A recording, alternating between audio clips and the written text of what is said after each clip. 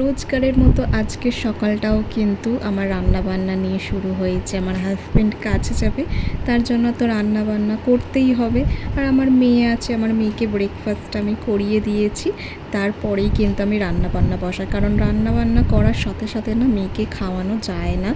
যারা খাওয়ায় সেটা আলাদা ব্যাপার, কিন্তু আমি পারি না খাওয়াতে। তাই জন্য আমার মেয়েকে আগে প্রায়োরিটি দিই, কারণ আমার মেয়েকে আগে খাইয়ে তারপরেই কিন্তু আমি রান্নাবান্না সব স্টার্ট করি।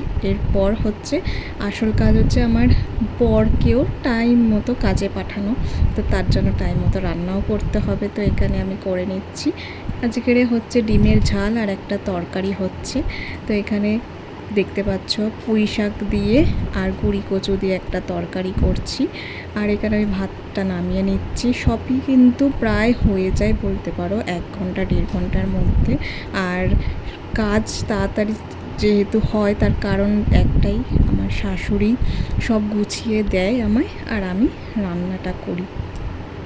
সংসারের কাজে সামান্যটুকু হেল্পও যেন অনেকটা কাজ তাড়াতাড়ি করিয়ে দেয়, তাই না? যখন একা একা করতে যাবে তখন কিন্তু অনেকটাই দেরি হয়। এখানে আমার মেয়েকে কিন্তু স্নান করিয়ে দিয়ে ওকে খাওয়াচ্ছি আমি দুপুরের খাওয়াটা। আর ওকে আমি দুপুরের খাওয়াটা এভাবেই খাওয়াই, যখন খুব টায়ার্ড লাগে তখনই আমি ওকে একটু ফোন দেখিয়ে খাওয়াই। আর এখন হচ্ছে রাত্রির বেলা, যেখানে আমি ডিনার করব।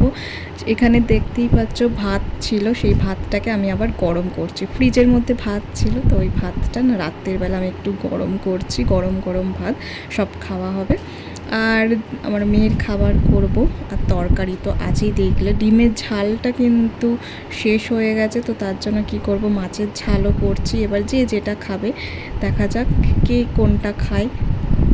ভাতটা সাধারণত থাকে, কিন্তু আজকের ভাত ছিল না, তো ফ্রিজের ভেতর ভাতটা ছিল, সেটা গরম করলে দেখলাম যে আমাদের সবার হয়ে যাবে। রাত্রিবেলা আমি আমার হাজব্যান্ড ভাত খাই আর আমার শ্বশুর শাশুড়ি রুটি খায়, তার জন্য রুটি করতে হচ্ছে। আর প্রেশার কুকারে না আমি ডাল সেদ্ধ বসিয়ে দিই, ডাল সেদ্ধ আর আলু, যেটা আমার মেয়ের খাবার।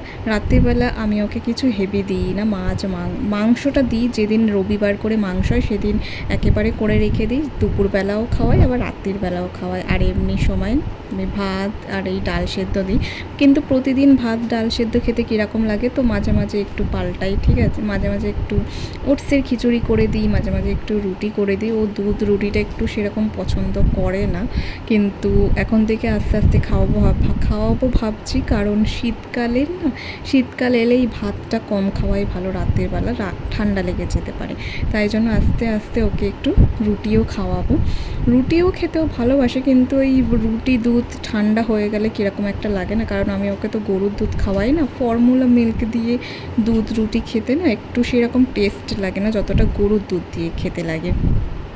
রাত্রিরে যা রান্নাবান্না করতে হয় সেটা কিন্তু আমায় একাই করতে হয়, তখন কিন্তু আমার শাশুড়ি আমায় করে দেয় না।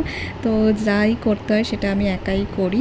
বেশিরভাগ তো তরকারি থাকে, না থাকলে সেটাও আমায় করতে হয়, রাত্রিরে একাই করতে হয়। তো এখানে আমি শ্বশুর শাশুড়ির জন্য রুটি করে নিচ্ছি, ওদিকে আমি এই রুটি করার পর আমার মেয়েকে খাওয়াতে যাব, তাই জন্য খুব তাড়াতাড়ি করে নিচ্ছি। তো আজকের ভিডিও এখানেই শেষ করছি, টাটা।